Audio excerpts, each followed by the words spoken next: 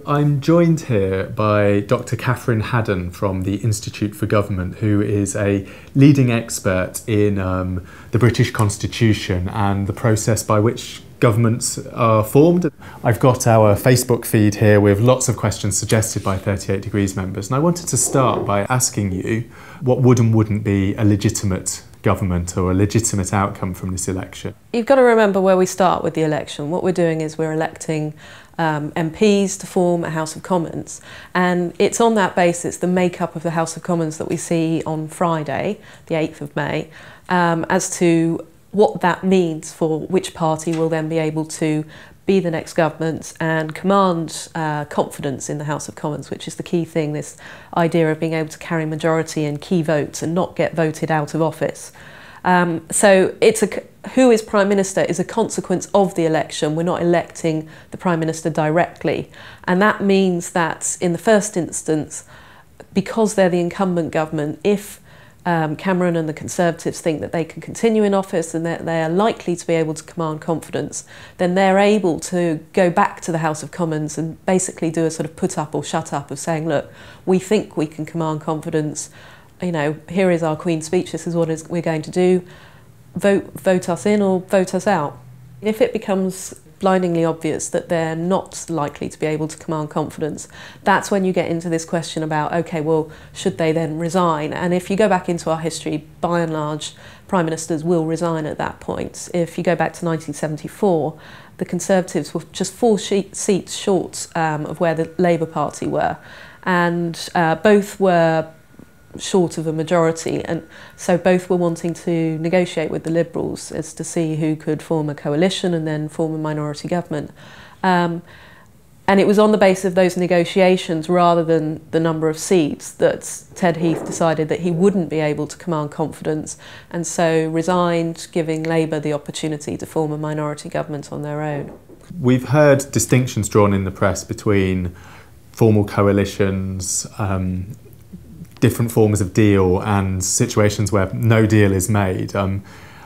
What are those distinctions constitutionally? There's a difference between what might be political legitimacy or, you know, arguments in favour of who should form the next government and constitutional rules around it. There's no reason under our system that, you know, any party does or does not get to form a government on the basis of winning more seats than anyone else. If you go elsewhere in Europe, they do have that kind of process where the party with the most seats gets to have first shot at negotiations and so forth. We don't have that. But that's different from the politics of it and whether or not one or other of the parties is able to argue that it is in a better position and it ought to have the right to win. And that's more about how they view, how they come out of the election. What we're seeing at the moment is the parties basically doing a sort of pre-election narrative. They're wanting to set the narrative for Friday as to who's come out best from the election and who should form the next government and get some kind of momentum going in that way. So that's why we're focusing on this issue at the moment. But there's no hard and fast rule that means that one party rather than the other should, depending on seat numbers. It's all about whether or not they'll be able to command a majority, whether that's through coalition, whether it's through some kind of pact with other parties, or whether it's just that they think that they can win, you know, important votes on a case-by-case basis better than the other parties. So this seems to be an important distinction that you're drawing between views of legitimacy based on the rules, based on constitutional precedent, statute, and arguments about legitimacy which are based on politics and political positioning. Yeah, it's a confusing word in a way to use for it. I mean, the easiest way to think about it is there's a difference between how the process works and the constitutional rule or convention on that, which is basically, as I say, it's about who's likely to command confidence. We have a rather vague process for how that's worked out. Part of it is whether or not the incumbent government, you know, can command confidence or whether they resign. The separate issue is this political legitimacy, and that's something that's what the parties are fighting over. That's more narrative, that's more arguments in the media, that's more interpretation basically. So there's no hard and fast rules there. It's about what the parties, the media, the public think, you know, would be the best government, and is the, you know, who in that sense is the winner out of the election campaign where, as we're expecting, there is no winner. So I guess when you hear different parties offering their version of what would be the most legitimate outcome, that probably tells you more about the situation they expect themselves to be after election day than about the constitution. Yeah. And it's also about their interpretation. I mean, there's no reason why they can't say that they feel that the party with the most seats should form the next governments. But that's a political position, not a constitutional position. And have there been occasions in the past where a party that hasn't had the most seats has formed a government? There's been plenty. We saw in 1923-24 where it was a party with the largest number of seats, the incumbent Conservative Party, tried to form a minority government, even though it was told by the other parties that it wouldn't have support, that it wouldn't pass a King's Speech. And that's what happened. It was defeated at the King's Speech in the January. Then another party formed a government in their stead, and that was the Labour Party, and they had much fewer seats. So, yeah, we have had plenty of situations like that. In more recent years, not so much, but we haven't had that many hung parliaments in the last 60 years. So another argument about legitimacy, which we've seen a lot in the press recently, has been about the role of the SNP, a suggestion that as a party just focused on Scotland and with an agenda of independence for Scotland, that it wouldn't be legitimate for them to form part of a government which would govern the whole of the United Kingdom. Which category does that fall into? The politicking and party political positioning, or constitutional precedent? I think it's more towards the former because, as I say, it's all about MPs in Parliament, and Scotland is also voting MPs into Parliament, and they are in the party, in the blocks that they choose to be in. So their participation in Westminster is the same as any other MP. We're into slightly new territory though now, which is why we've got all these debates about Scottish devolution, about English votes for English laws and so forth, that are all rather unsettled, and this is just another facet basically of that argument. And have there been occasions in the past where parties of a similar persuasion to the Scottish National Party, or deriving their support very much just from one part of the UK, have formed part of a government? Yeah, no, absolutely. If you go back to the beginning of the 20th century, there was, before the Irish Republic was created, there was a big block of Irish MPs, about 80 odd, who would swing governments basically, would help provide those final few votes for a government to be able to pass legislation and so forth. So they had a big effect in various elections. Again, they were thinking about, okay, do we need a constitutional convention? How do we deal with this issue? Because at that time, the big debate was Irish Home Rule. But I wouldn't take the comparison too far. It was a very different time, very different voting system, and the debates there in Ireland and the debate in Scotland are not entirely the same. Another question a lot of 38 Degrees members are interested in is how a minority government would be formally established as having legitimacy, being able to govern. In the first instance, a Prime Minister is appointed, and that Prime Minister then takes his party and his government to a Queen's Speech, at which point they set out their stall and there's a debate on that, and then that's voted upon. So you might say that the Queen's Speech is the first point at which they're confirmed as, the government of the day. In reality, they're governing well before that. You've got to remember, we don't have a split between our executive and our legislature, but a government is able to govern and do lots of different things that don't require legislation. So it's not like a minority government only has to think about Parliament. There's a lot else that it can be doing in terms of governing. So that makes a big difference. So one thing which seems to be a particular preoccupation of the media at the moment is whether or not different parties will talk to each other, will do a deal of some sort with each other. Is there precedence for governments existing as minority governments without deals being done with other parties? Yeah, there is. I mean, it's important to differentiate between some kind of formal pact, what we call a confidence and supply, which is basically a deal between two of the parties. The party in Parliament, the smaller party, will support the government party in getting through important legislation and budgets, getting through a Queen's Speech perhaps, or votes of confidence. and in return we'll get concessions or we'll get, you know, key votes that they're looking for. But that's a formal deal.